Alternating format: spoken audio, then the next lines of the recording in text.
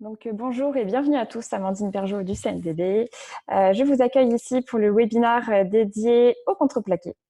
Donc un événement qui a été coordonné par le CNDB, FIBOA France, FIBOA Landes de Gascogne, FIBOA Nouvelle-Aquitaine, avec le soutien du Codifab pour l'UIPC. Donc pour ce webinaire, bien entendu, en tant que participant, vous ne pouvez pas mettre votre son ni votre caméra. Par contre, vous pouvez poser directement vos questions dans le chat. Vous avez une petite bulle, soit converser ou discuter. Vous pouvez poser vos questions pendant tout le webinaire sur cet espace-là et on traitera vos questions à la fin. Pour vous présenter rapidement nos intervenants du jour, donc on va commencer par accueillir Sabine Bourri, déléguée générale de l'UIPC, donc l'Union des industries du panneau contreplaqué, qui nous fera une introduction sur le contreplaqué en France. On aura ensuite le plaisir d'accueillir Patrice Choquet, donc directeur commercial bois d'Alliance Forêt Bois, qui va nous parler cette fois-ci de la gestion de la ressource. Vincent Hamad, associé gérant de l'entreprise Palace, qui va parler cette fois-ci du contreplaqué dans la construction.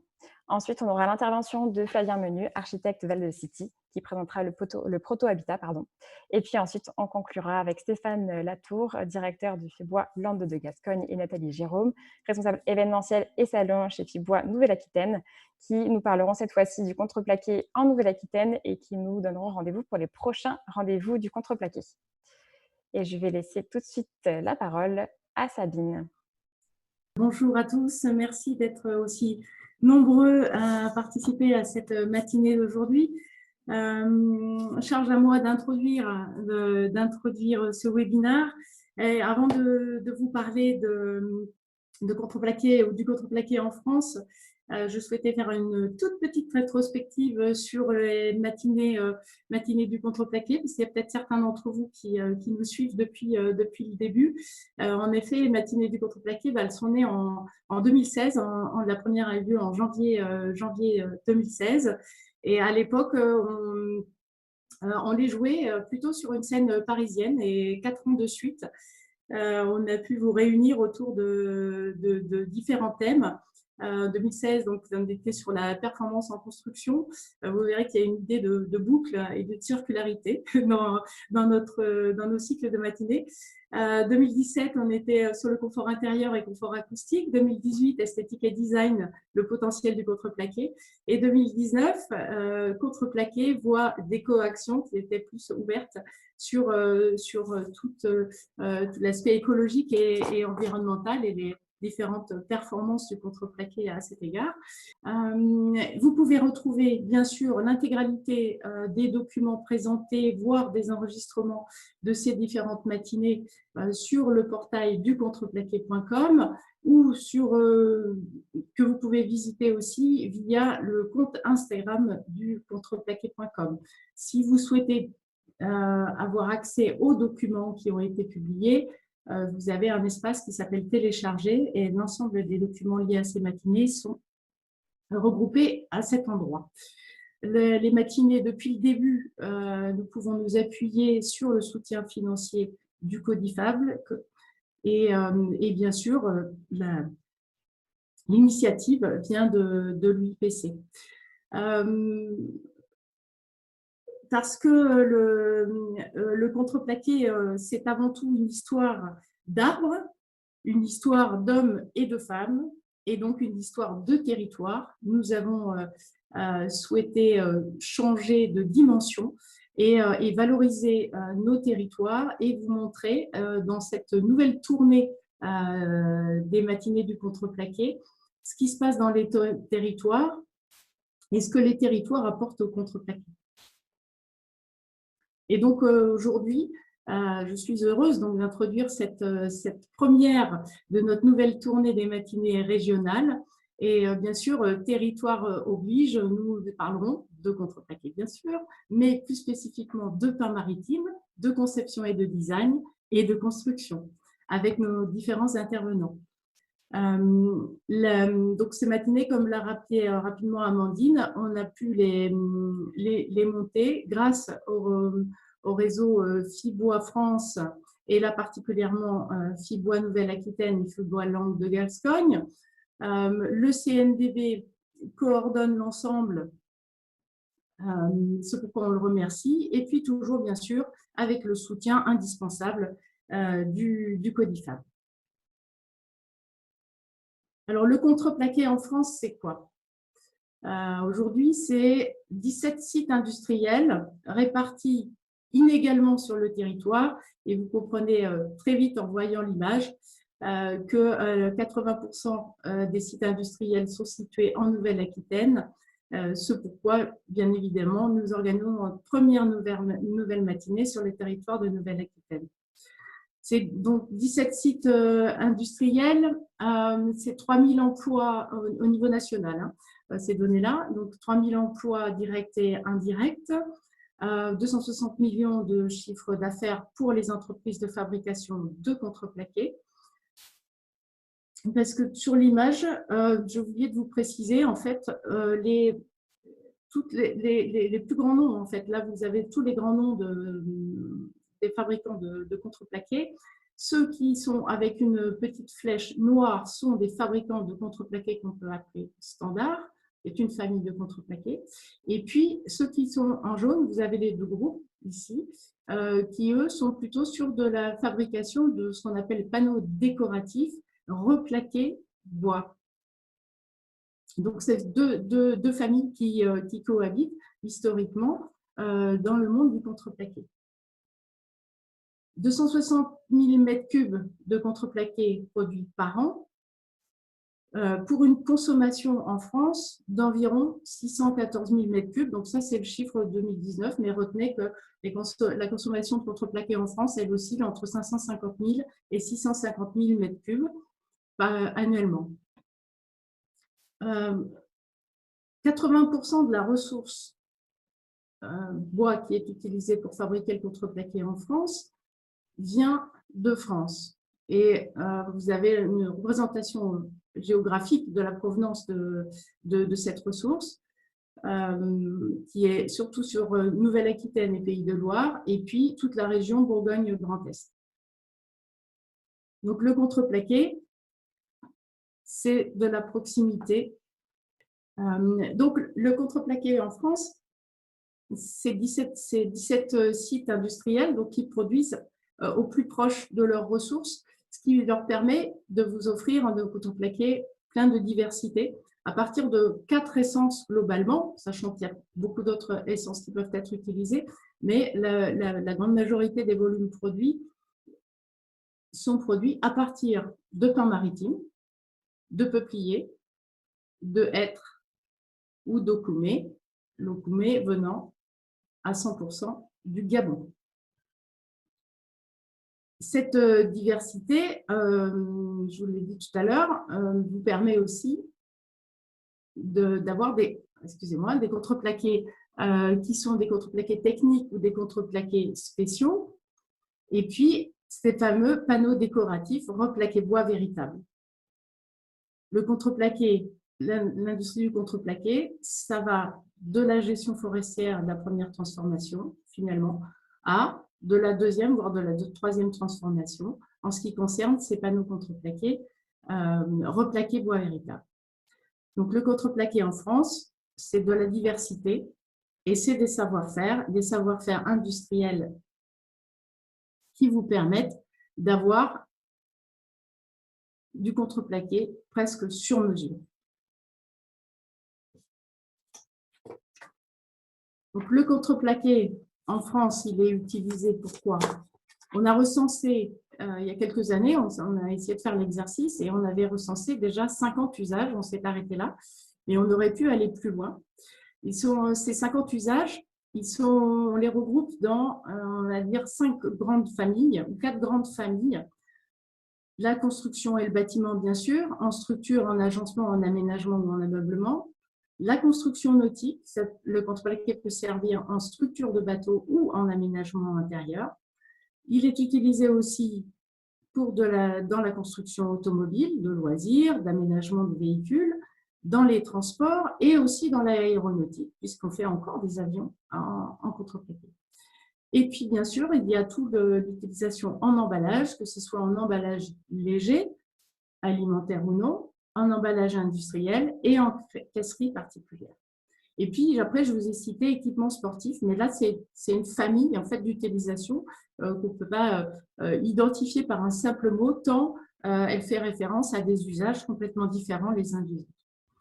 En ce moment, vous pouvez retrouver aussi sur le portail du contreplaqué un petit motion design qui est en 4 épisodes et pour l'instant, les 3 premiers épisodes ont été publiés et qui viennent en fait vous décrire les différentes familles et les différents usages du contreplaqué. Le 4e épisode et dernier épisode sera publié sur le site Instagram, normalement ce vendredi.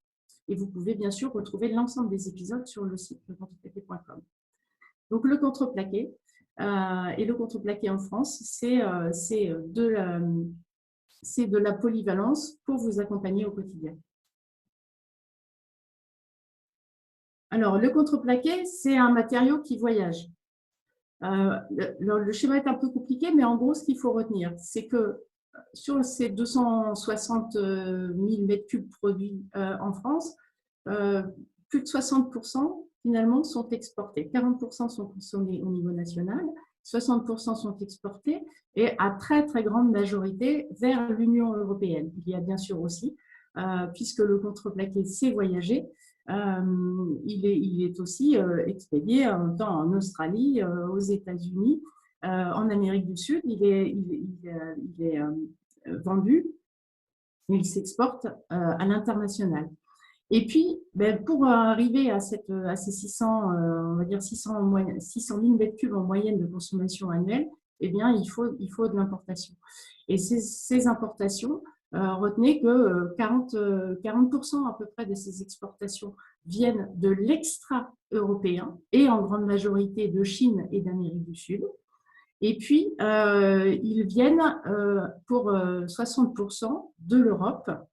Et je vais vous détailler les provenances, ce qui vous permet de voir que globalement, si on regarde l'extra-européen, vous avez 4 grandes provenances donc de l'Asie, avec une grande prépondérance de la Chine, de l'Afrique, de la Corne de l'Afrique, c'est essentiellement du contreplaqué au koumé. Et puis, vous avez de l'Amérique du Sud, ce sont essentiellement des résineux, et d'Amérique du Nord, essentiellement des résineux. Et j'ai oublié de préciser, en provenance de l'Asie, vous avez des exotiques, mais aussi du peuplier. Et puis de l'Europe, en fait, vous retrouvez une importation de contreplaqué peuplier ou résineux de l'Espagne, peuplier de l'Italie.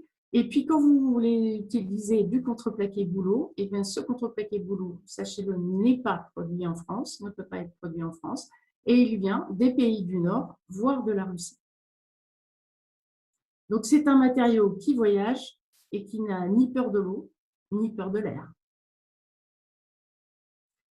Sa production, je vais passer très rapidement dessus, juste pour vous rappeler la grande différence qu'il y a entre la fabrication des panneaux contreplaqués et la fabrication des autres panneaux dits de process, par exemple, c'est que la production démarre du bois d'œuvre. Et je laisserai Monsieur Choc vous en parler tout à l'heure. Donc, production industrialisée qui passe par une phase de première transformation qui est le déroulage. On produit des plaquages qui sont assemblés ensemble avec de la colle, pressés à chaud, alors séchés, pardon, les plaquages, puis pressés à chaud, et pour obtenir votre contreplaqué qui est finalement un semi-produit composé à plus de 90% de bois et moins de 10% de colle. C'est un processus de production zéro déchet, dans la mesure où l'intégralité des déchets produits pendant la phase de production sont soit valorisés, ça devient des coproduits, soit ce sont des déchets de production, c'est-à-dire par exemple la mise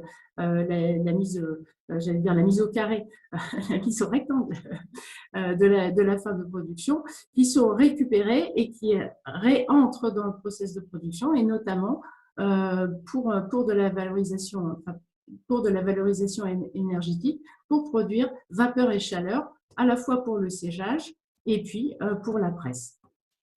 Donc le contreplaqué, c'est la fiabilité d'un processus industriel pour un produit, un semi-produit et un produit qui est un concentré de haute performance, à la fois technique, technologique et puis environnementale.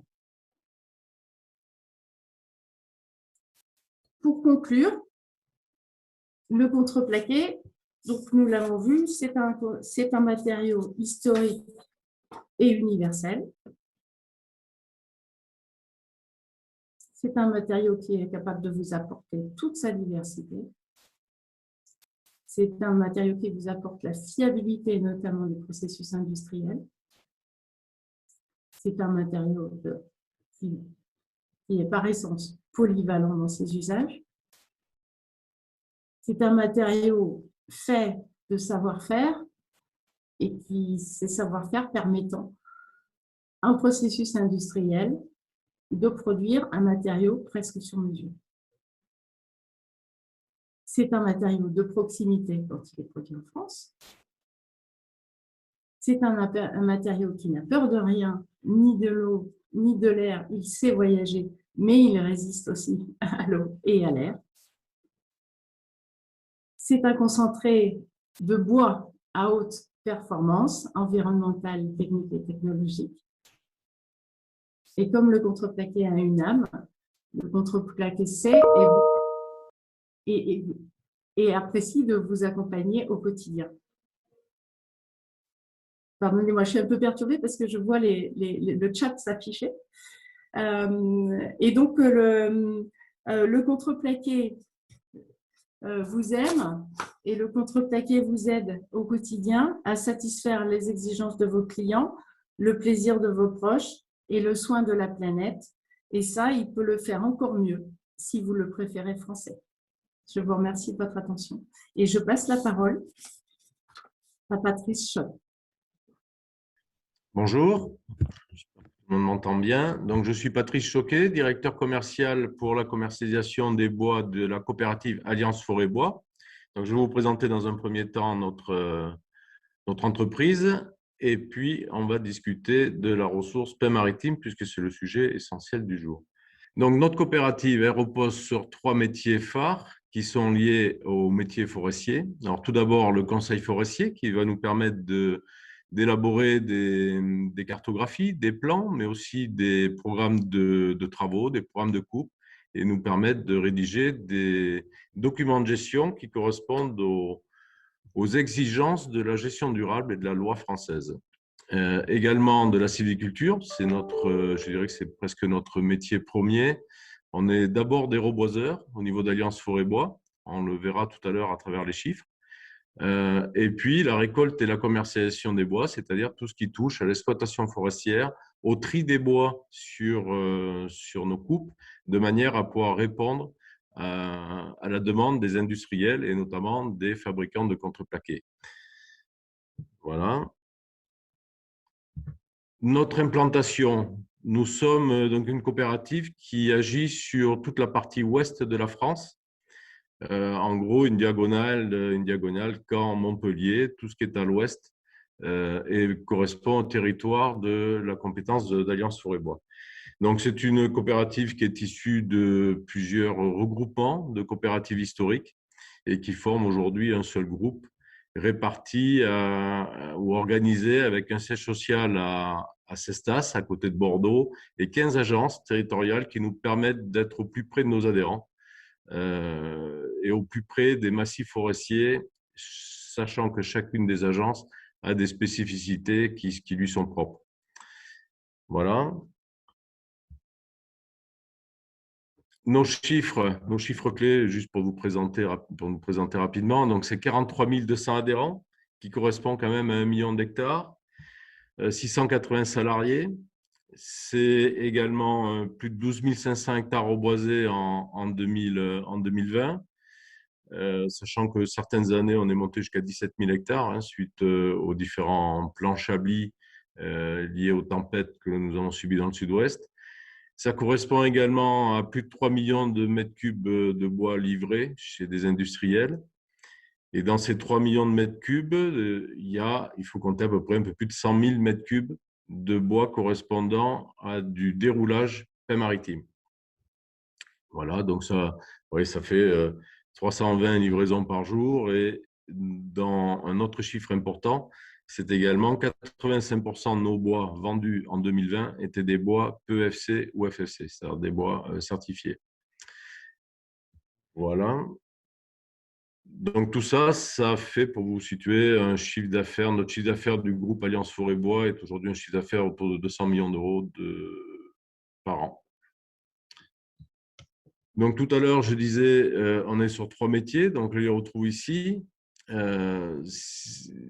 Mais nous partons vraiment de l'amont, puisque Alliance Forêt Bois a surtout investi sur la partie amont de la forêt et notamment sur les pépinières. On est aujourd'hui un leader, je dirais presque mondial, même au niveau de la pépinière forestière, avec une pépinière qui s'appelle Forélite, qui est répartie sur 3 sites, un en Gironde, un dans les Landes et l'autre en Vendée, spécialisé essentiellement, bien sûr, dans le pain maritime, puisque historiquement, c'est notre première pépinière, mais également aussi sur tous les autres feuillus, et notamment les autres feuillus, et notamment le peuplier, puisque nous avons la pépinière de la Dive, donc en Vendée, qui produit quasiment 25% des plançons de peuplier vendus en France aujourd'hui.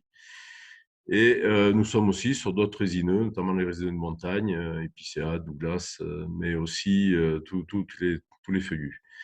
Donc la sylviculture, ben on travaille essentiellement avec des moyens propres sur lesquels on a développé de la R&D qui nous permet d'avoir une spécificité dans les travaux et puis d'avoir vraiment des outils adaptés aux travaux forestiers, on le verra tout à l'heure. Et puis, donc, l'exploitation et commercialisation des bois, où nous sommes là, soit en travail en partenariat avec des ETF répartis sur le territoire, mais nous avons aussi 2 entreprises, 2 filiales d'exploitation, une à Casteljaloux dans le 47 et l'autre du côté d'Évreux, en Normandie, qui nous permettent d'avoir une certaine autonomie sur la coupe, le débardage, mais aussi le transport du bois, pour aller sur donc l'ensemble des clients bois. Aujourd'hui, on livre à peu près 500 clients de manière régulière. Quand je dis régulière, ça veut dire au moins une livraison par semaine. Et plus de 1000 clients de manière plus en spot. Voilà. Mais en fait, ça dépend essentiellement aussi de la taille de nos clients. Donc, Alliance Forêt Bois est engagée sur la gestion durable. Pour cela, elle est certifiée. On est certifié PEFC, FFC, bien entendu, mais également ISO 9001. Et nous étions de début 2000 jusqu'à 2018 en ISO 14001. Voilà. Et on a fait le choix de 9001 en 2018. Et je disais tout à l'heure, 80% des bois sont vendus certifiés, essentiellement PEFC, mais également FFC. La gestion durable, qu'est-ce que ça veut dire? Une gestion durable des forêts, c'est dans un premier temps assurer le renouvellement des peuplements. C'est évident qu'après une coupe, chaque propriétaire et chaque adhérent de la coopérative reboise les parcelles coupées. Aujourd'hui, nous avons un rythme d'une plantation, on aime ce chiffre, c'est qu'Alliance Forêt Bois plante un arbre toutes les 2 secondes chez nos 43 000 adhérents. Donc ça correspond, si je reprends les chiffres de 2020, à presque 13 millions de plants résineux et 675 000 plants feuillus. Essentiellement, vous voyez, du pain maritime, puisque on est là dans la forêt de plantation, la forêt cultivée, mais également en feuillu. Vous verrez que le peuplier prend une grande part également. Et ça, ce sont donc 2 essences, comme on nous l'a dit tout à l'heure, qui sont intéressantes pour le contreplaqué. Mais la gestion durable, c'est aussi connaître, prévoir et gérer, c'est-à-dire c'est toute la partie gestion forestière et la réalisation de documents de gestion. Aujourd'hui, tous nos adhérents sont avec un document de gestion. Alors, ça dépend. Il y a 3 types aujourd'hui de documents de gestion. Le plus connu, c'est le plan SEM de gestion, le fameux PSG, qui correspond aux propriétés de plus de 25 hectares. Je fais un peu court parce que je ne rentre pas dans le détail, c'est plus complexe que ça, mais en gros, c'est ça, c'est 25 hectares. Et puis ensuite, si de propriétés plus petites, moins importantes, vous avez 2 types de documents, le RTG et le CBPS. Et ça, c'est vraiment dans l'ADN d'Alliance Forêt-Bois, c'est-à-dire qu'on ne travaille essentiellement qu'avec des… alors, j'ai encore perdu la petite flèche. En gérant… Donc, qu'est-ce que ça amène, la gestion durable? Et ça, c'est assez important. Cette slide-là, je vous invite à bien la regarder, elle répond aussi à ce que quelquefois la société nous envoie, c'est-à-dire qu'on a aujourd'hui en forêt, on peut être critiqué sur la gestion forestière telle qu'elle est faite aujourd'hui par les forestiers et quelquefois critiquée par quelques groupes. Et en réalité, il y a beaucoup de contresens dans tout ce qu'ils disent parce que voilà ce que ça amène, la gestion des forêts. Elle amène tout un tas de bénéfices sociétaux. D'abord, 1 m3 de bois produit, ça séquestre 1 tonne de CO2, ce qui permet, comme vous le savez, de réguler le climat. Ça permet de produire du bois.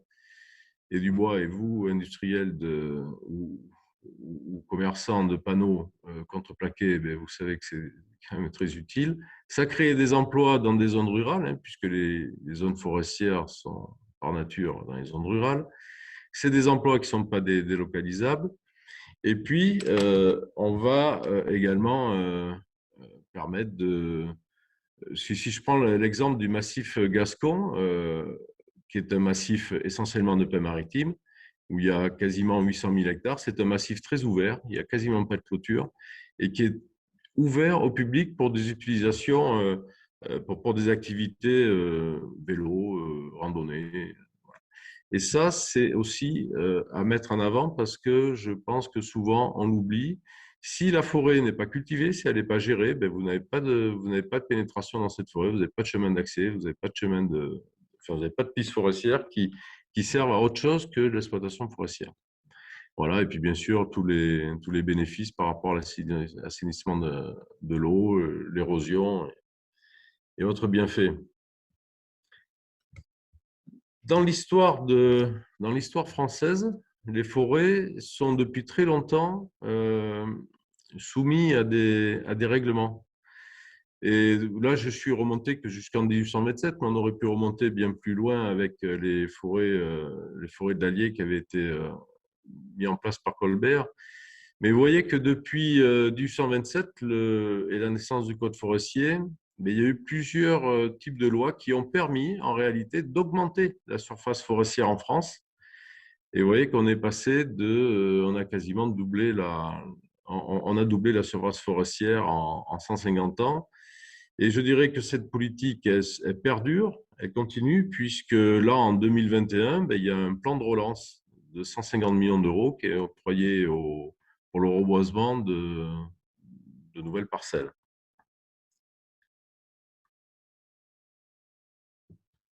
Si je fais un focus sur ce qui nous intéresse par rapport à l'implantation du pain maritime. Donc, tout à l'heure, on envoyait une carte et si on collait cette carte par-dessus, vous verrez que ça colle bien, quoi. C'est pas pour rien que les industries du contreplaqué se situent à l'ouest de la France, c'est que le pain maritime, mais je pourrais dire aussi une bonne partie du peuplier, se situe dans cette même zone. Alors bien sûr, il y a le massif gascon, hein, le massif landais qui est bien connu, qui pèse lourd dans ces surfaces. Vous voyez que ça représente un peu plus d'1 million d'hectares. Mais ce qu'il faut dire aussi, c'est que l'aire naturelle du pain maritime va du Maroc jusqu'à la Bretagne. Et donc, on se situe, nous, dans la zone nord de cette aire écologique et qu'avec aujourd'hui le réchauffement climatique, en fait, on est plutôt bien situé. C'est-à-dire que la zone naturelle du pain maritime peut monter et aujourd'hui, on trouve énormément de jolis peuplements du côté de la Sarthe, par exemple. Et on n'est donc pas en danger, je dirais, immédiat par rapport à ce réchauffement climatique, puisque l'arbre est très, très bien adapté à ce changement. Donc ça, c'est important. Ce qui est important aussi, c'est de voir que ça représente 6% des forêts françaises. Hein. C'est 1 million d'hectares sur quasiment 17 millions, mais que ces 1 million d'hectares génèrent 20% de la récolte de bois, alors hors bois énergie, mais ça veut dire pas loin de 6 millions de mètres cubes de pain maritime récoltés sur les 30 millions qui sont récoltés en France, de bois à toute essence. Une autre slide pour vous montrer que la recherche et développement qui qui est très active sur le pain maritime depuis les années 60. Alors, pourquoi les années 60? C'est parce que le massif gascon avait subi à la fin, enfin dans les années 40, 50, de très forts incendies. Il y avait nécessité à reboiser ce massif. Et là, c'est la naissance des coopératives à ce moment-là, c'est la naissance de la coopérative. Et on a de suite développé de la recherche et développement, à la fois sur les méthodes culturales, mais également sur l'aspect génétique. Les années 60, c'est les premiers vergers à graines qui ont été installés. Aujourd'hui, on en est à la 4e génération de ces vergers à graines. Et à chaque fois, on gagne non seulement en productivité, mais on gagne aussi en rectitude. C'est-à-dire on gagne en qualité de bois. Voilà, ce qui fait que vous voyez qu'on est passé de 1960 à aujourd'hui de près 5 mètres cubes hectare an à plus de 12.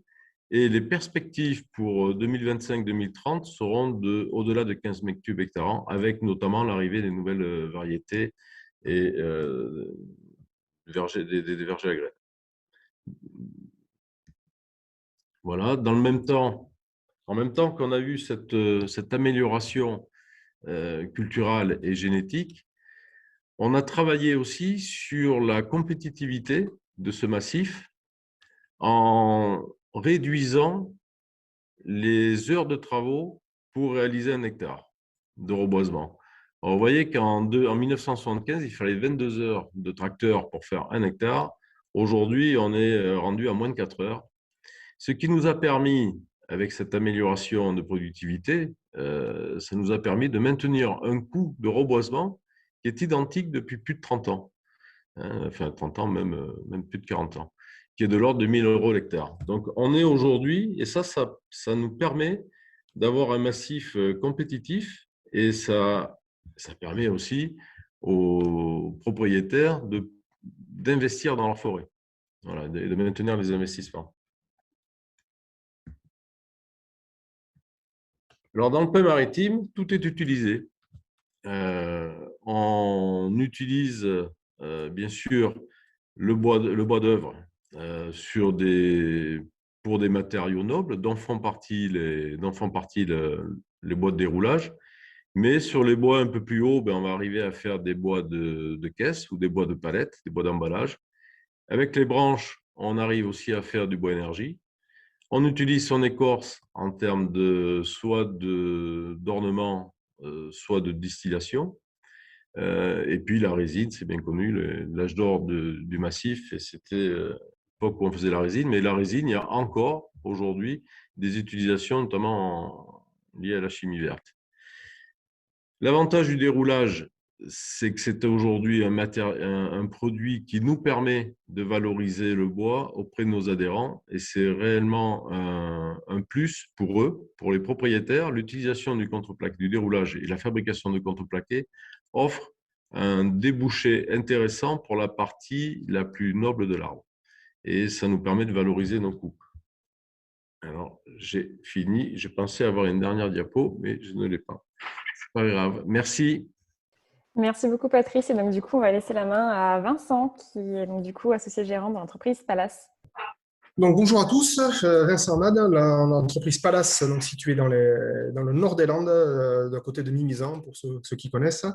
Voilà, donc nous, on est utilisateur final depuis de très nombreuses années du pain maritime et du contreplaqué de pain.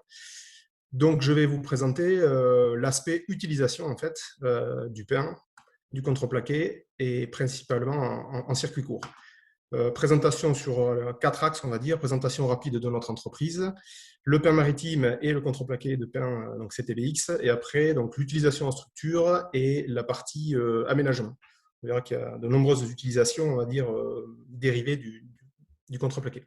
Donc, on est une petite entreprise, on est 12 salariés, donc située à Pontinx-les-Forges, au nord des Landes. On est la 5e génération de charpentiers. Donc, on est spécialisé dans la charpente et la maison bois. Et notre spécificité, on va dire, c'est l'utilisation exclusive du pain maritime depuis 5 générations en circuit court, puisqu'on est au milieu du massif forestier des Landes, et notamment l'utilisation du contreplaqué de pain CTBX depuis maintenant plus de 40 ans pour toutes nos constructions ossature bois. Voilà. On aime bien rappeler que dans un rayon de 80 km, on a la majeure partie de tout ce dont on a besoin pour construire nos maisons en travaillant avec des scieries locales. Et on a la chance d'avoir les 2 usines françaises de contreplaqué de pin à moins de 20 km de chez nous. Donc, un approvisionnement ultra court et une facilité du coup pour nos constructions. On a pas mal parlé du pain maritime, chose qu'on aimait bien mettre en avant aussi. C'est voilà, le pain maritime n'a pas toujours bonne presse. Bon, il est quand même à noter que le clocher de notre village a été fait par notre arrière-grand-père en 1875. Il est toujours debout, intact, et il est en pain maritime. Voilà. Donc, le pain, c'est costaud, ça dure et c'est utilisé depuis très longtemps. Alors, le pain maritime, on en a pas mal parlé, mais je vais y revenir un petit peu dessus. Ce qui nous plaît beaucoup depuis le temps, si ce n'était pas un bon bois, on aurait arrêté depuis pas mal de temps de construire nos maisons en pain maritime. Donc, c'est dans les résineux, c'est celui qui prend le mieux les traitements autoclaves, notamment le traitement de niveau 4, classe 4. Son cœur est naturellement en classe 3, comme le Douglas, avec lequel il est pas mal comparé. Donc, il prend très bien les traitements. Il a des comportements mécaniques comparables à l'Épicéa et au Douglas, donc il n'a pas à rougir. Il est utilisable avec quasiment toutes les utilisations en intérieur et en extérieur. On l'utilise en bardage, on l'utilise en structure de terrasse, en lame de terrasse. On fait même, bon, je ne vais pas en parler ici parce qu'on n'a pas le temps, mais on fait des bardeaux de pin depuis maintenant bientôt 50 ans.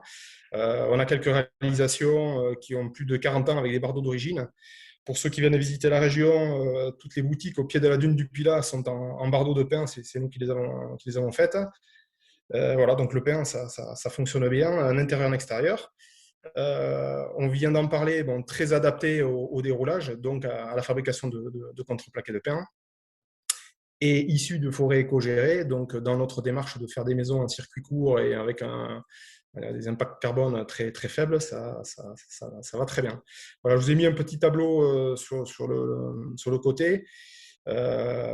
Pour montrer les 2 essences que nous, dans la région, on voit souvent s'affronter, le pin et le Douglas. Bon, on entend souvent parler que le Douglas, il est naturellement durable. Oui, le cœur de Douglas, au même titre que le pin. Par contre, quand on veut pousser un petit peu les traitements pour des utilisations à l'extérieur, le Douglas a vite des limites.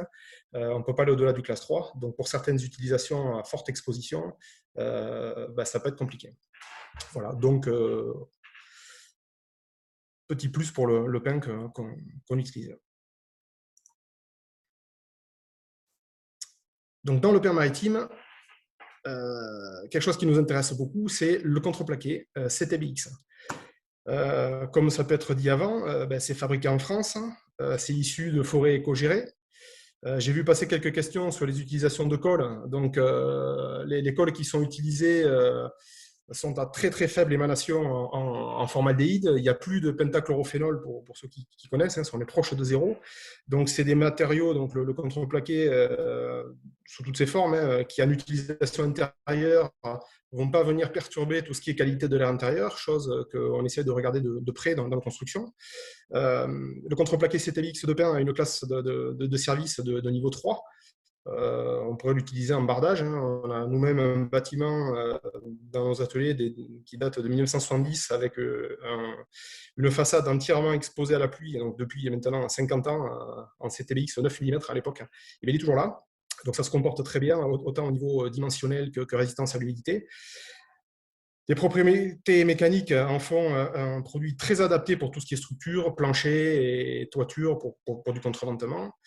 Et dernier point que je cite en dernier, et vous allez voir en quoi ça nous intéresse, c'est que donc le contreplaqué CTBX, c'est un matériau qui est donc homogène et qui a une perméabilité à la vapeur d'eau qui est mesurée et connue et qui peut donc être utilisé comme frein vapeur, si autour de la table il y a des gens qui connaissent l'ossature bois, qui nous permet de réguler tout ce qui est transfert de vapeur dans les murs en s'affranchissant de membranes. Donc c'est le panneau contreplaqué qui va jouer ce rôle-là.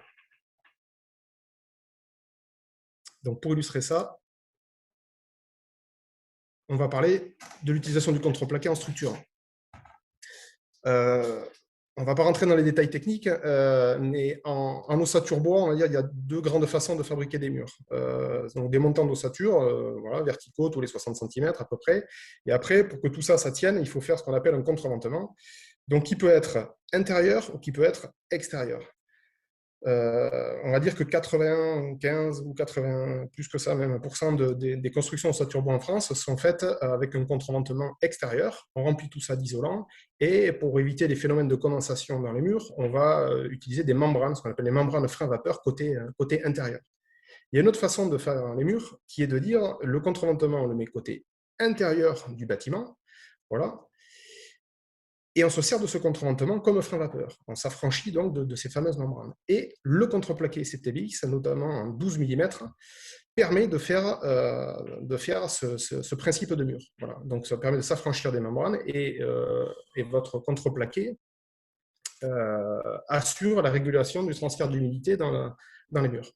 Voilà. Alors, pourquoi ce détail? On entend souvent parler dans les discussions techniques sur les maisons ossature bois que oui, le contreplaqué de pin CTBX, c'est bien, mais c'est bien plus cher que l'OSB, qui est utilisé dans la majeure partie des constructions ossature bois. Alors oui, effectivement, on s'est amusé à faire un petit calcul. Sur une maison de 120 m², le surcoût lié au contreplaqué, pour faire simple, c'est entre 400 et 500 euros. Voilà. Par contre, si vous partez sur un principe de mur donc perspirant avec votre contreplaqué côté intérieur de votre maison, ben vous n'avez pas besoin de mettre votre frein vapeur, puisque c'est le matériau contreplaqué qui lui-même gère ce transfert de vapeur. Donc vous économisez un poste, qui est le poste de pose de ces fameuses membranes à frein vapeur, qui lui quasiment coûte le double pour une maison de 120 m², à peu près 900 euros. Donc si on regarde sur la globalité, ben, si on compare une construction ossature bois classique, panneau OSB avec frein vapeur côté intérieur, ben finalement, malgré le contreplaqué légèrement plus cher, vous vous retrouvez avec un delta à l'avantage de la solution contreventement intérieur, contreplaqué. Voilà.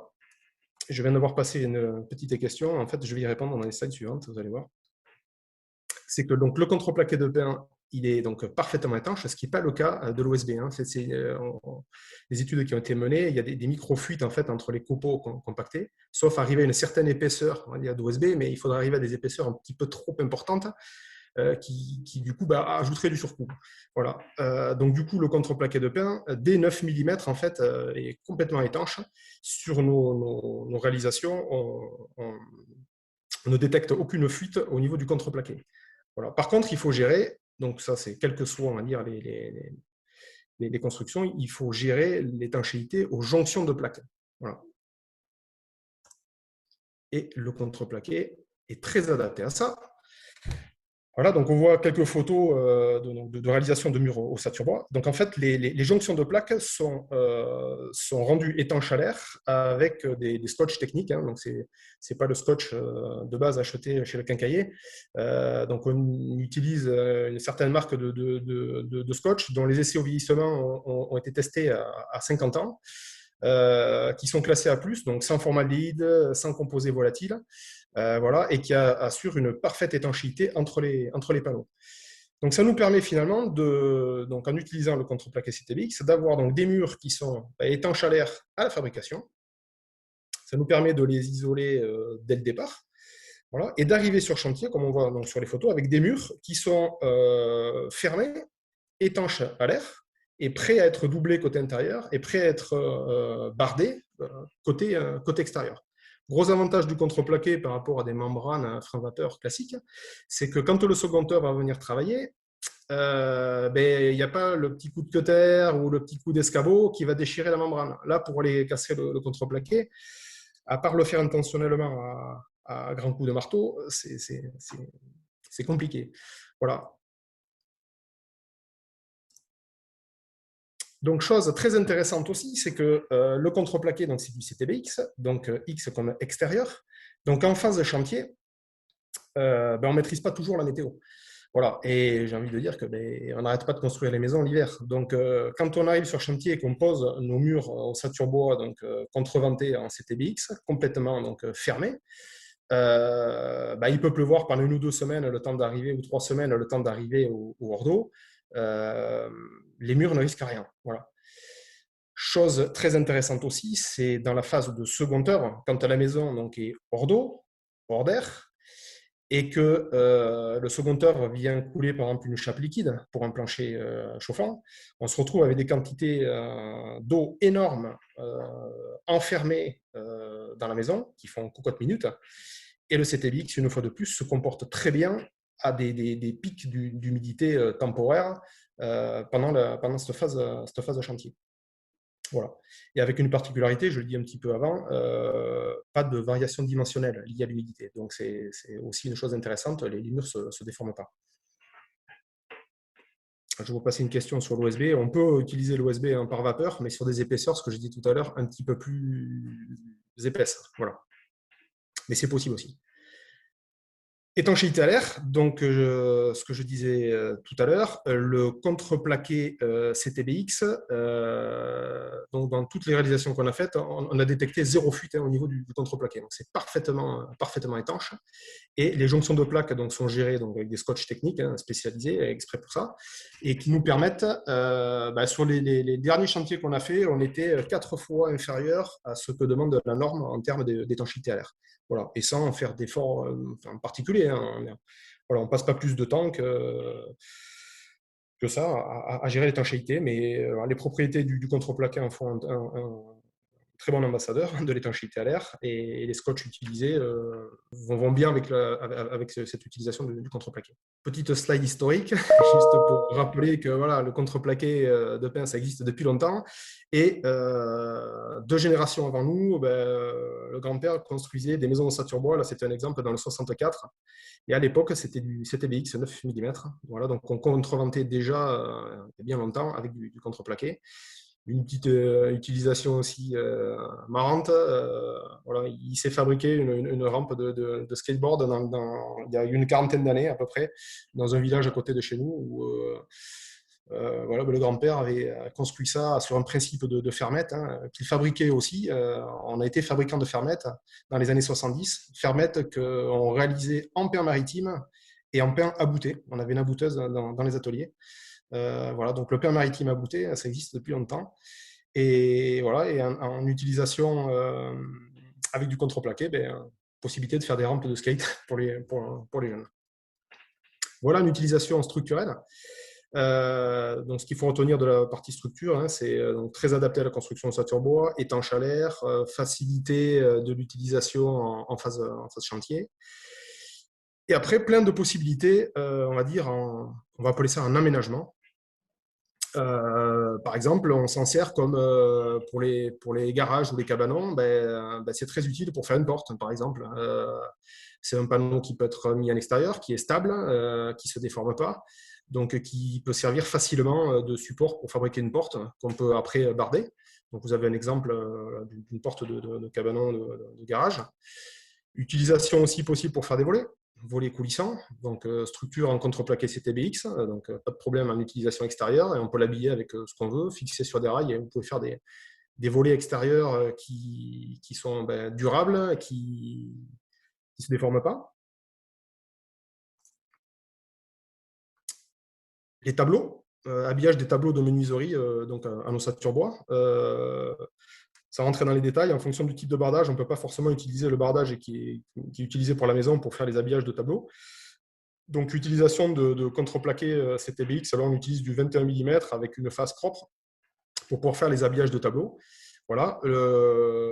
Si besoin est, le contreplaqué peut être traité en autoclave, classe 3 ou classe 4, ou peut être peint. Donc, on voit sur la photo de droite, les tableaux ont été peints avec le même produit que le traitement autoclave du bardage pour donner une unité.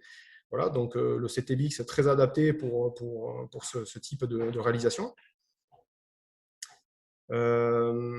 On fait pas mal aussi ce qu'on appelle d'isolation thermique par l'extérieur. Donc, sur des vieilles maisons maçonnées, on vient rajouter comme une ossature bois sur la maison, qu'on vient remplir d'isolant et puis qu'on vient barder. Donc, la particularité des isolations thermiques par l'extérieur, c'est que vous vous retrouvez avec, au niveau des menuiseries, très souvent, l'épaisseur de la maçonnerie plus l'épaisseur de l'isolation thermique extérieure qu'on a rajoutée. Donc, ça peut vous faire des tableaux qui rapidement arrivent à 30 ou 40 cm de large. Si vous faites ça en bois massif, vous êtes sûr que ça va se déformer et ça ne tiendra pas. Donc, une fois de plus, le CTBX répond parfaitement du fait de sa stabilité et de sa capacité à résister aux ambiances extérieures, s'adapte parfaitement, on va dire, à l'habillage des tableaux sur les isolations thermiques extérieures. En aménagement intérieur, on peut s'en servir aussi pour les planchers. Quand vous avez un plancher, une maison R+1 avec un plancher où les clients veulent un solivage apparent, bah, vous pouvez faire tout votre plancher, votre voile de contreventement de votre étage en contreplaqué de pin. Voilà, les propriétés mécaniques sont tout à fait adaptées et avec un rendu en déroulé de pin qui est sympathique. On peut aussi faire des logos sur des façades. Voilà, donc ça, c'était un chantier qu'on a eu, un cabinet de notaire qui nous a demandé de lui faire un logo qu'il voulait en bois. Donc, sans hésiter, contreplaqué de pin, CTBX. Voilà, donc facile à découper et à les poser et avec une très bonne durabilité en extérieur. Voilà. Mais aussi, voilà, photo de gauche, des clients qui nous ont demandé un caisson pour intégrer une télé et des petits caissons pour ranger des verres sur les côtés. Photo du milieu, pour protéger les machines dans les entreprises, rien de mieux que du contreplaqué de pin pour faire des caisses. C'est solide, c'est durable, voilà, c'est très, très adapté. Bon, j'ai remis l'utilisation pour faire une rampe de skateboard. Lors de la dernière session de Forexpo dans les Landes, on nous avait demandé de faire des petits pupitres pour différentes publicités d'entreprises. Bon, du panneau de pin, ça va très bien, contreplaqué, hop, c'est facile, c'est durable, c'est joli et ça participe à l'économie de la région. Voilà. Les utilisations du contreplaqué. Donc, nous, on n'est que utilisateurs, mais on y trouve de nombreux avantages, aussi bien en structure qu'en aménagement extérieur. Voilà. J'en ai terminé. Si vous avez des questions, j'y répondrai avec plaisir tout à l'heure. Merci. Alors, merci Vincent pour cette présentation très précise. On va voir sur un projet en particulier, donc le proto-habitat. Effectivement, la richesse d'utilisation de ces panneaux de contreplaqué, puisque donc sur ce projet qui a été développé à la Villa Médicis lors d'une résidence à l'Académie de France à Rome l'année dernière, vous voyez là sur la photo de gauche, donc c'est la Villa Médicis derrière, et puis les deux maquettes au 10e de ce proto-habitat. Alors voilà, on peut aussi utiliser le contreplaqué pour faire des maquettes. Et les premières maquettes qui nous ont aidé à concevoir le proto-habitat étaient effectivement en contreplaqué. Et sur la photo de droite, on voit le proto-habitat construit. Et on va voir sur les slides suivantes l'utilisation du contreplaqué à différents niveaux et à peu près à tous les niveaux de cette construction. Alors, très rapidement, le proto-habitat, c'est un habitat qui est écologique, nomade et modulable. Alors, écologique parce qu'il est 100% construit en bois, avec du bois qui provient de 400 km du site d'assemblage, donc qui est en Nouvelle-Aquitaine. Donc, on a fait un travail de traçabilité de l'ensemble de la provenance des matériaux pour s'assurer qui provenaient bien de Nouvelle-Aquitaine et qui provenaient aussi de forêts gérées vertueusement, etc. Parce que c'est un démonstrateur, en fait, ce bâtiment. Il est nomade parce qu'il est entièrement démontable, remontable, plusieurs fois de suite. Là, ça fait déjà la 3e fois qu'on l'a monté et démonté. Une fois dans l'atelier de fabrication, une fois dans le jardin public à Bordeaux, donc l'image gauche que vous voyez. Et puis aujourd'hui, il a été démonté et transporté sur un seul camion à Chamonix, où il va être remonté cet été, et il sera redémonté pour être remonté à Clermont-Ferrand. Donc, c'est vraiment un prototype d'habitat qui se démonte, flat pack, parce que il devient tout plat, en fait. C'est pas du modulaire, hein, c'est vraiment des panneaux et des murs à ossature bois qui se déconnectent les uns des autres et pour devenir un habitat tout plat. Et donc, on va voir aussi comment le contreplaqué nous a beaucoup aidé dans la conception de cette démontabilité. Et puis, il est modulable aussi parce que là, on voit une unité, mais en fait, on peut les juxtaposer ou les superposer pour que ça devienne des habitats plus grands ou du collectif. Voilà. Sur l'image de gauche, on voit déjà les premières utilisations de contreplaqué. Donc, on a une structure en poteau-poutre et avec des murs à ossature bois qui viennent s'insérer dans la structure poteau-poutre. Et ces murs à ossature bois ont un revêtement en contreplaqué peint maritime, alors traité à haute température à l'extérieur et lasuré, qui permettent de renforcer l'imperméabilité du matériau. Et puis à l'intérieur du contreplaqué, alors pour le revêtement intérieur en peuplier, et puis on verra peut-être par la suite les murs à ossature bois, comme Vincent le disait, on utilise du contreplaqué 15 mm pour faire du contreventement, et le plancher aussi sont du contreplaqué UTI 15 mm qui servent à contreventer l'ensemble de l'ouvrage. Donc là, à droite, on voit un autre type de contreplaqué, là en peuplier cette fois-ci, qui a servi comme parement intérieur. Et puis après, entre parenthèses, la structure en Douglas, en lamellé collé Douglas, qui vient fabriquer cet espace assez incroyable sous le dôme blanc. Voilà, peut-être la prochaine slide. Là, on voit du coup en détail effectivement l'utilisation du pain maritime, traitement haute température sur la façade extérieure. Donc, on voit le calpinage de ce matériau, et on voit aussi la lasure qui a été appliquée pour déjà lui donner une couleur et puis et le protéger d'autant plus des intempéries. Et puis à droite, on voit les panneaux de peuplier qui ont été utilisés comme revêtement intérieur, avec l'idée dans ce prototype de toujours montrer le matériau et de le sentir.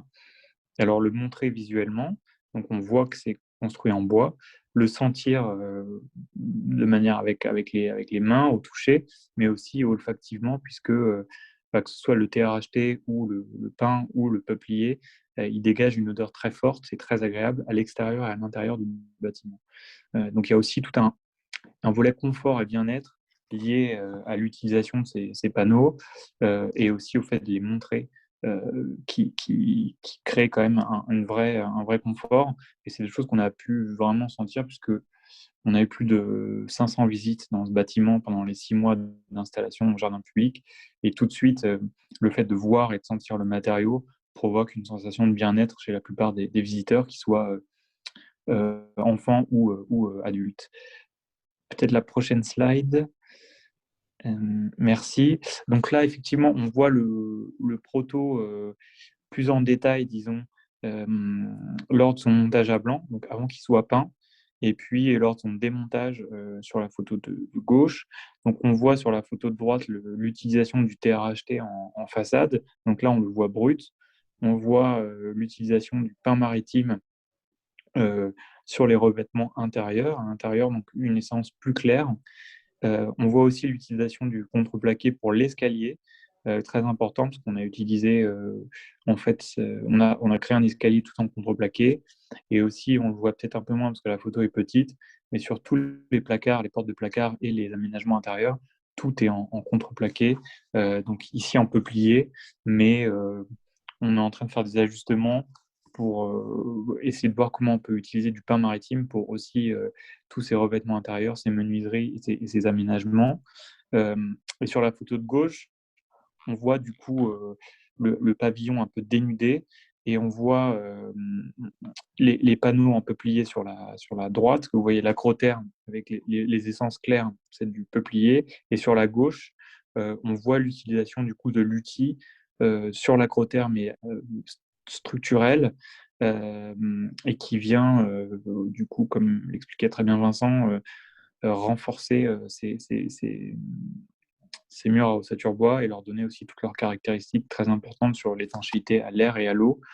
Et on voit aussi sur cette photo, sur le plancher, l'utilisation de l'outil en plancher, donc qui était recouvert par un sol en caoutchouc sur la version, disons, terminée. Mais là, en chantier, on voit bien la multiple utilisation de ces panneaux de contreplaqué. Bien la slide suivante. Voilà, très rapidement, là, on voit le démontage. Donc, c'est assez impressionnant. On est dans un jardin public bordelais très fréquenté. Et on voit la capacité du bâtiment à être démonté en site extrêmement contraint, avec beaucoup de circulation. Et la photo de droite, on voit justement ces panneaux, ces murs à ossature bois dans lesquels on voit là sur la photo l'outil traité.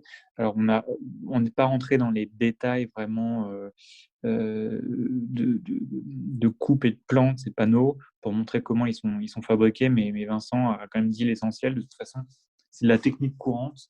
Donc, on ne réinvente pas la construction bois, mais on voit comment le contreplaqué vraiment a une grande diversité d'usages, à la fois sur l'extérieur, l'intérieur, le plancher et les aménagements. Je veux bien la slide suivante. Voilà, donc là, il y a, pour en savoir un peu plus sur ce projet, mais aussi pour l'utilisation du contreplaqué et un travail de traçabilité sur l'ensemble de la filière bois Nouvelle-Aquitaine, il y a une exposition qui est visible au Centre d'architecture Arc en Rêve. Donc on y voit les questions sur la forêt, les visites avec les sylviculteurs. On y voit les rencontres avec les transformateurs, les scieurs, et puis aussi des photos de l'usine de contreplaqué, parce que tout le contreplaqué a été fourni par Rolpin, et donc qui ont une gamme qui nous a permis de travailler sur l'ensemble de ces différents postes pour l'utilisation du contreplaqué. Et puis à droite, voilà le proto-habitat démonté et stocké dans un camion de 35 tonnes. Donc c'est un habitat de 90 mètres carrés qui tient en fait dans un camion de 35 tonnes et qui a été ensuite déplacé en une journée à Chamonix. Voilà, je crois qu'il y a une autre slide après. Voilà, donc ça c'est très important nous, on est assez jeunes et on a plongé vraiment dans le monde de la construction bois et de la filière bois Nouvelle-Aquitaine à travers ce projet. Et en fait, c'est vraiment grâce aux discussions et à ce type d'événements qu'on a pu vraiment apprendre à comment utiliser les différents types de matériaux, et notamment le contreplaqué. Et c'est avec l'expertise et le catalogue de produits de Rolpin qu'on a vraiment pu travailler et développer ces procédés.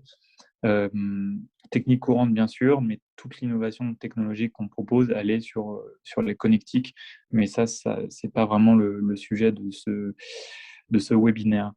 Voilà, je voulais aussi vous dire un mot sur l'utilisation de ce contreplaqué. Aujourd'hui, il y a un projet très important qui est encore en cours avec la Villa Médicis et avec des lycées professionnels. Et on conçoit une nouvelle structure tout en contreplaqué. Donc là aussi, on va pousser de nouveau les performances et l'usage de contreplaqué pour une structure éphémère. Et s'il y a des personnes qui sont intéressées pour en savoir plus pour ce projet et éventuellement nous accompagner dans ce projet, vous pouvez nous envoyer un mail à l'adresse qui va apparaître sur la prochaine slide ou passer par les différents interlocuteurs de ce webinaire, puisque en fait, nous, on travaille beaucoup avec le matériau bois et on s'amuse à en pousser les performances. Alors parfois un peu avec un pas de côté par rapport à la réglementation, mais c'est à travers des projets d'innovation comme cela qu'on arrive à créer aussi de nouveaux usages pour des matériaux comme celui du contreplaqué. Voilà.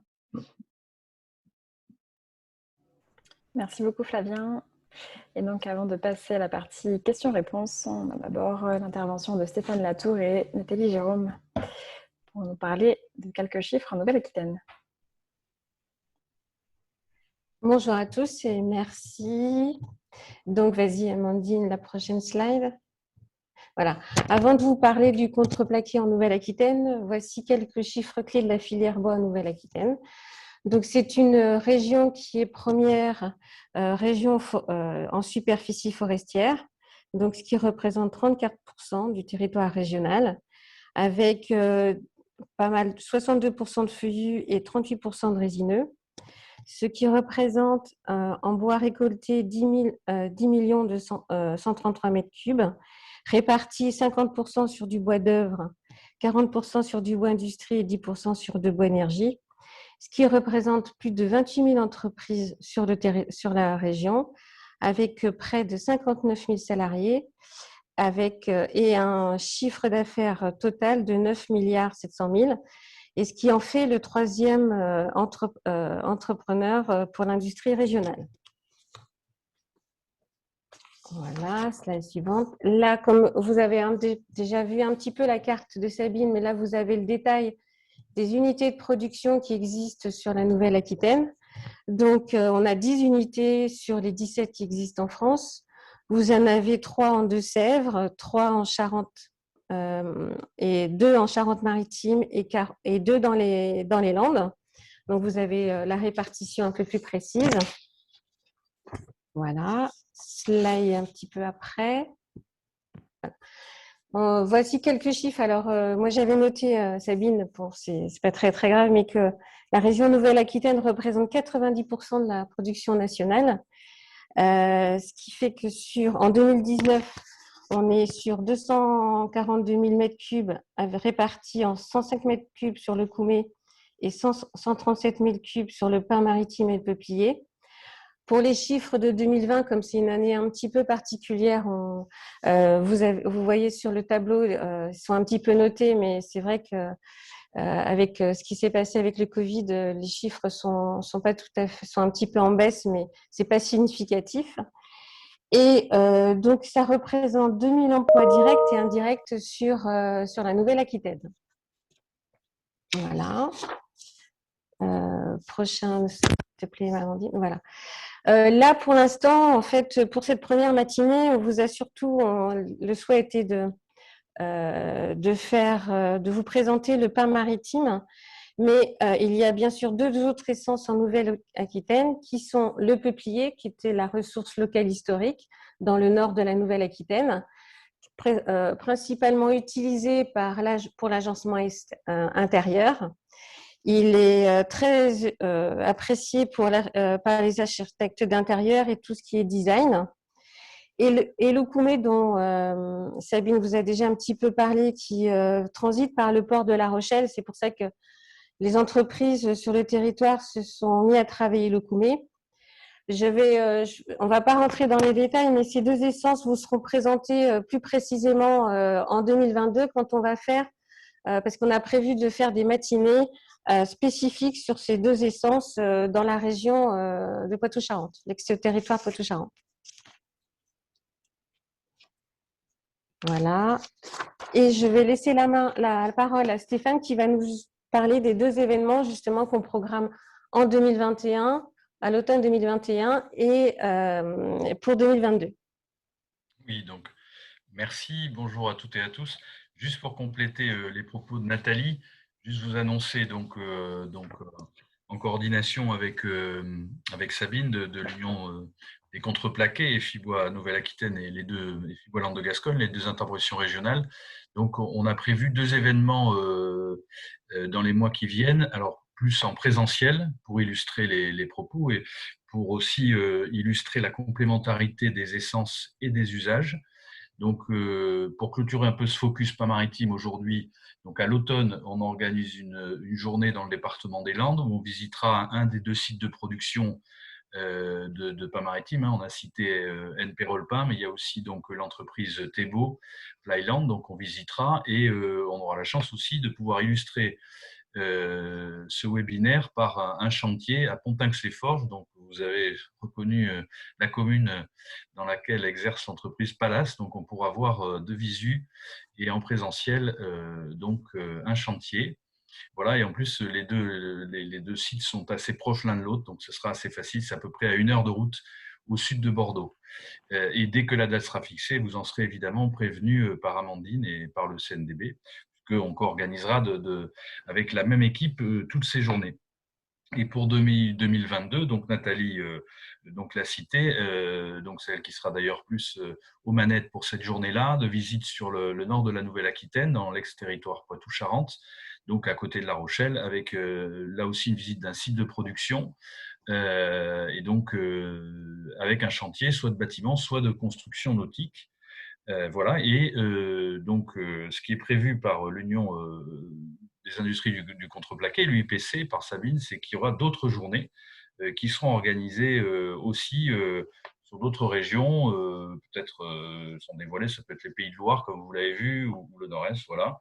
Et juste pour finir, vous dire aussi que le contreplaqué sera représenté, puisqu'on a un gros événement sur la Nouvelle-Aquitaine qui se tient début octobre, qui s'appelle les Rencontres Woodrise, du 2 au 8 octobre. D'ailleurs, Flavien aussi est très impliqué dans ces événements.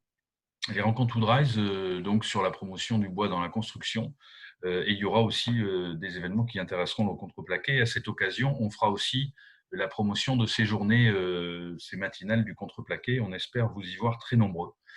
Voilà, je vais laisser la parole ou la main à Laure ou à Amandine pour la fin, pour la dernière partie qui est donc les questions-réponses. Merci.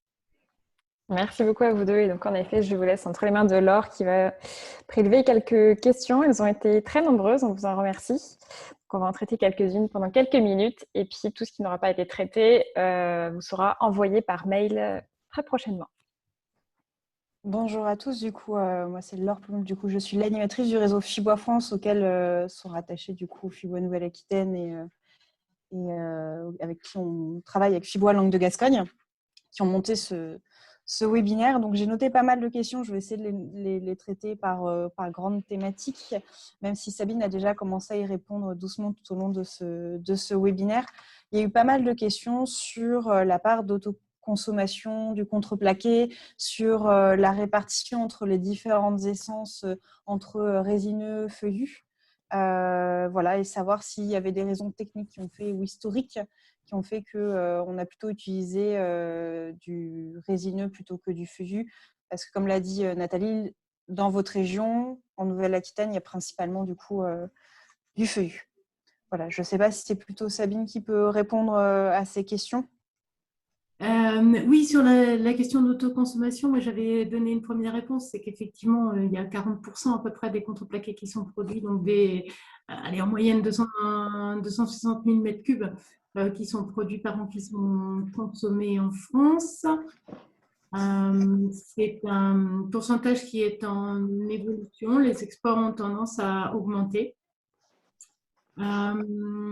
Sur la deuxième question. C'est sur la répartition entre résineux et feuillu. Pourquoi on utilise plutôt du pin maritime plutôt qu'une autre essence Est-ce que c'est une technique?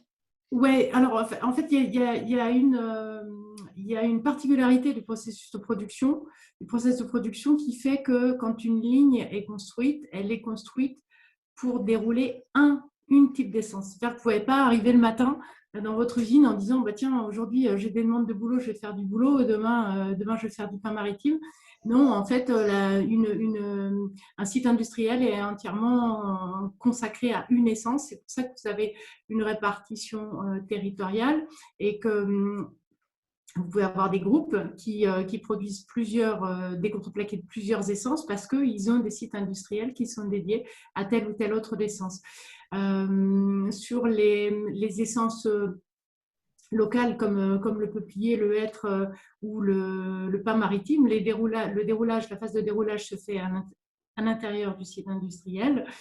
Et donc le processus part de l'agrume d'œuvre jusqu'à la sortie du contreplaqué en passant par les différentes étapes que je vous ai très rapidement montrées tout à l'heure. En ce qui concerne la fabrication des contreplaqués Okume, par contre le bois d'Okume ne pousse et n'est produit que dans la Corne de l'Afrique et notamment au Gabon, et il est historiquement pour les Français exploité et il vient préférentiellement du Gabon. Et dans les années 2010, le Gabon a choisi d'interdire l'exportation des grumes, c'est-à-dire qu'avant, les troncs d'arbres arrivaient directement en France, notamment via le port de La Rochelle, et donc ces grumes étaient déroulées en France, et puis après le processus de fabrication de contreplaqué se faisait. Dans les années 2010, tout ça s'est arrêté parce que le Gabon a dit stop, moi je veux plus que mes grumes partent telles quelles. Il faut qu'elles soient premières transformées au Gabon. Et donc en fait, les industriels de fabrication de contreplaqué français qui transforment Locomé ont installé et développé au Gabon des entreprises de première transformation qui prennent en charge tout le déroulage et le séchage des plaquages. Et en fait, ces plaquages, c'est ceux-là qui sont amenés en France. Et donc, la phase, la partie du processus de production qui est maintenant en France, c'est le tri, le choix des plaquages et l'encollage et le pressage pour la fabrication de contreplaqués. Et historiquement, quand la fabrication de contreplaqués s'est développée en France, c'est-à-dire juste avant ou entre les deux premières guerres, entre les deux guerres mondiales, pardon, il n'y avait quasiment que de Locomé qui était utilisé pour la fabrication de contreplaqués. Et il y avait aussi du déroulage, beaucoup de déroulage de peupliers pour la fabrication d'emballages légers, notamment tout ce qui est les emballages de boîtes à fromage, par exemple, qui était emblématique de la France et du fromage français. Voilà pour un petit point d'historique. Je ne sais pas si j'ai répondu assez, non ? Je pense que tu as répondu en tout cas à l'ensemble des questions. Du coup, pour continuer dans ce lien-là, il y avait une question par rapport aux panneaux en peuplier. Est-ce qu'ils ne sont pas trop tendres ? Quelles sont leurs réactions par rapport au poinçonnement ? Et est-ce qu'il y avait des différences avec d'autres types d'essence, hêtre, pin, etc. Alors, les fabricants seraient plus à même de répondre que moi, mais globalement, alors déjà, il y a une première réponse que je peux vous faire, c'est que sur le portail du contreplaqué.com, si vous allez dans l'espace téléchargement, vous pouvez avoir accès à un document qui s'appelle le cahier 106, parce que c'est un cahier technique qui avait été à l'origine rédigé par le Centre technique du bois, donc il s'appelait comme ça à l'époque, maintenant FCDA, le Centre technique de la filière forêt-bois-construction. Et dans ce document, vous avez de regrouper énormément d'informations techniques, technologiques, et après pour les utilisations, de préconisation de transport et d'utilisation. Et quand ça a été possible, vous avez les différentes données spécifiquement par type de contreplaqué, c'est-à-dire par essence. Sachez que ce document, il a été déjà mis à jour en 2009, je crois que la version qui est dessus est la version 2013. On est en train de travailler sur l'actualisation de toutes les données qui existent dans ce cahier sensible, qu'on espère avoir disponible à la fin de l'année 2021. Donc, ça, c'est une première chose. Après, je ne peux pas répondre spécifiquement, vous dire l'indice de dureté du peuplier, du pin maritime, je n'ai pas tout ça en tête, mais vous le trouverez certainement dans le cahier 106. Mais sachez que chaque contreplaqué a ses performances ou ses caractéristiques propres et que j'ai vu passer des questions sur la marque de qualité NF contreplaqué extérieur CPDX. En fait, là, vous avez un corpus de performance qui représente des exigences qui sont minimales pour l'ensemble des contreplaqués. Et alors, bien sûr, on ne va pas dans la dureté de surface, on ne va pas dans la capacité de finition ou autre, on est vraiment dans les performances techniques du matériau, où là, elles seront toutes les mêmes pour toutes les essences. Mais après, effectivement, ne serait-ce que par la couleur, par exemple, ou le veinage du bois utilisé, vous allez avoir des grandes différences entre les différents types de contreplaqué. Parfait. J'ai peut-être le temps de faire une dernière question, Amandine. Oui, tout à fait. Il nous reste encore 7 minutes. On avait, du coup, pendant l'intervention de M. Amadé, il y avait pas mal de questions techniques sur le scotch, comment il est, sur l'utilisation du contreplaqué en bardage. Est-ce qu'on peut l'utiliser? Si oui, comment? Alors, j'essaie de compresser les questions. Donc, du coup, en utilisation en bardage, donc il est de classe de service 3, le CTBX. Donc, tous les bardages doivent être de classe de service 3. Donc, on peut utiliser le contreplaqué CTBX en bardage. Je n'ai pas mis la photo, mais on a réalisé une maison style un petit peu japonais avec des grands avantoirs un peu cubiques qu'on avait sur une façade bardée en contreplaqué CTBX. Donc, c'est parfaitement adapté. Il n'y a pas besoin de rajouter quoi que ce soit dessus. Alors, c'est toujours mieux d'y rajouter un petit traitement pour on va dire, lui conférer une durée de vie encore plus longue, mais si vous avez fait attention, dans la présentation, j'ai cité un des bâtiments que l'on a qui a été construit là, chez nous là, en 1970. On s'en sert de bâtiment de stockage pour les matériaux. Il y a une façade qui est entièrement contreventée avec du CTBX en extérieur, donc depuis 1970. Et bon, mais il est gris, voilà, bien sûr, parce que le bois grise, mais le contreplaqué est intact, quoi. Il n'a pas bougé. Donc à l'époque, c'était du roll peint. Voilà. Mais les deux, le fabricant ont la qualité et tenue de contreplaqué identique. Thébault et roll peint. Voilà. Il y avait une autre question, c'était… Sur l'agencement, sur l'utilisation, est-ce qu'on peut plaquer directement des stratifiés ou il faut faire un plaquage naturel? Alors ça, je ne sais pas. On n'a jamais fait, donc je ne sais pas répondre. Il faudrait demander peut-être à un fabricant qui ont peut-être eu à vendre du contreplaqué à des gens qui faisaient ça, mais ça, je ne sais pas. Je peux peut-être juste apporter une précision. Je pensais avoir répondu, mais je n'ai peut-être pas envoyé le message à cette question. C'est effectivement l'activité. Alors, je n'ai pas très très bien parlé tout à l'heure. C'est cette activité qu'on a. On a un moment, on appelait les panneaux décoratifs. Maintenant, l'appellation panneau décoratif est peut-être beaucoup plus large, mais c'est toute cette activité de finition finalement des panneaux contreplaqués. Et pourquoi le faire sur du panneau contreplaqué? C'est parce que justement, c'est permettre d'utiliser les très très bonnes performances en stabilité du contreplaqué et de venir y ajouter une finition qui est soit un plaquage tranché, c'était souvent des essences précieuses, ou c'est maintenant beaucoup avec du chêne et avec des traitements dessus qui permettent d'avoir des finitions variées. Et puis aussi, effectivement, les groupes que je vous ai montrés sur la carte qui font ces activités-là peuvent tout à fait finir ou replaquer avec le stratifié ou n'importe quel autre type de finition. Merci Sabine. Peut-être dernière question sur l'intervention de Flavien sur Proto-Habitat.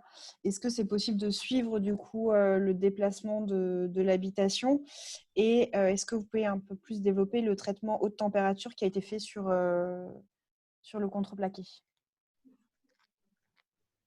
Oui, bien sûr. Alors pour le déplacement du Proto-Habitat, on a une newsletter, donc vous pouvez, si vous allez sur www.val.city, vous pouvez nous envoyer un mail et vous serez intégré à une newsletter, donc vous aurez les différents déplacements du Proto-Habitat ainsi que les différents événements qui sont liés, puisque à chaque déplacement, il fait l'occasion de visites pour le grand public, les professionnels, mais aussi des ateliers pédagogiques pour les enfants, et ce qui est toujours un moment assez magique d'avoir les enfants qui arrivent dans ce type d'habitat. Une petite parenthèse avant de passer sur le TRHT, c'est que nous, là, dans le proto, on a vraiment utilisé le panneau comme revêtement intérieur et comme finition intérieure. Et pour éviter les problèmes de poinçonnement, etc., on a mis au point en fait, un système d'accroche invisible et qui permet en fait de vraiment montrer uniquement la belle face en peuplier du matériau sans accroche. Et puis après, avec un traitement plutôt type vernis pour le protéger, parce qu'effectivement, c'est un matériau qui se salit assez vite, donc on peut le vernir. Il garde toutes ses propriétés avec du vernis mat, mais ça permet de le protéger. Voilà. Donc on peut même l'utiliser directement comme finition intérieure. C'est ce qu'on a fait pour les escaliers, c'est ce qu'on a fait pour les aménagements. On l'a utilisé brut et on l'a verni ensuite. Et pour le TRHT, alors je ne suis pas un expert du traitement TRHT. C'est un traitement NF extérieur CTBX, donc qui convient extrêmement au revêtement extérieur, classe 4. Et après, ça, il faut regarder sur le site des fournisseurs et de Rollpin. Il y a toutes les caractéristiques techniques. Je n'en sais pas beaucoup plus sur ce traitement haute température pour être tout à fait honnête, mais si vous téléchargez les fiches qui sont disponibles sur le site de Rollpin, vous avez toutes les informations qui vous permettent d'avoir l'ensemble des caractéristiques en milieu extérieur, réaction au feu, marquage, densité, qualité du collage, etc. Tout est très bien expliqué et disponible. Voilà. Merci beaucoup. Du coup, on a atteint Oui. la fin. Est-ce qu'elle peut juste… Il y avait une question à laquelle je n'ai pas répondu. Il y avait une question sur où en étaient les stocks et le prix du contreplaqué. Vous m'entendez? Oui. Oui. Alors juste pour… donc j'ai envie de dire que jusqu'à ce début d'année, on va dire l'OSB pour comparer avec le contreplaqué, je pense que c'est ça la question qu'il y avait derrière. Le contreplaqué était, on va dire, allé entre 2 et 2,50 € au mètre carré, un peu plus cher que l'OSB. Avec la pénurie des matériaux qui est à l'heure actuelle, j'ai un fournisseur qui achète de l'OSB à 12 €, quoi. Donc le petit calcul que j'ai fait tout à l'heure, il était valable, on va dire, avant la problématique des matériaux qu'on rencontre à l'heure actuelle. Mais en ce moment, on a l'OSB qui est en train de dépasser. Alors peut-être que c'est ponctuel, hein, ça ne sera peut-être pas durable, mais en ce moment, l'OSB qui se raréfie a des prix supérieurs au contreplaqué CTBX. Donc on arrive encore, enfin nous en tout cas, on arrive à avoir plus facilement du CTBX que les gens qui travaillent avec de l'OSB qui ont du mal à en avoir. Parfait, merci Voilà. beaucoup. Eh bien, je vous propose de clôturer cette session de questions-réponses. Elles ont été nombreuses, mais on ne va pas pouvoir tout traiter aujourd'hui. Pour résumer, je vous conseille à toutes et tous de vous rendre sur le site lecontreplaqué.com où vous aurez énormément d'informations sur donc forcément le contreplaqué et ses performances. En tout cas, moi, je vous remercie en tant qu'intervenante pour la qualité de vos interventions. Le public aussi d'avoir été très nombreux aujourd'hui, d'avoir posé toutes vos questions. N'hésitez pas de poser encore vos questions dans la petite boîte de chat. On va les collecter. Et puis, dans quelques jours, d'ici une semaine à 10 jours, on va tous vous envoyer en tant que participants un mail avec le lien du replay, avec les coordonnées de tous nos intervenants. Également, tous les liens utiles qui auront été cités, comme par exemple le cahier 106, le lien aussi pour suivre le déplacement du proto-habitat, voilà, tout ce qui a été cité aujourd'hui. Et puis, bien entendu, le document PDF qui va concentrer toutes les questions et les réponses qui auront été traitées aujourd'hui ou pas encore traitées. Voilà, en tout cas, je vous remercie encore une fois à tous d'avoir été présents pour cet événement organisé par le CNDB, FIBOA France, FIBOA Nouvelle-Aquitaine, FIBOA Landes de Gascogne, avec le soutien du Codifab pour l'UIPC. Et je vous souhaite à tous et à toutes une très bonne journée.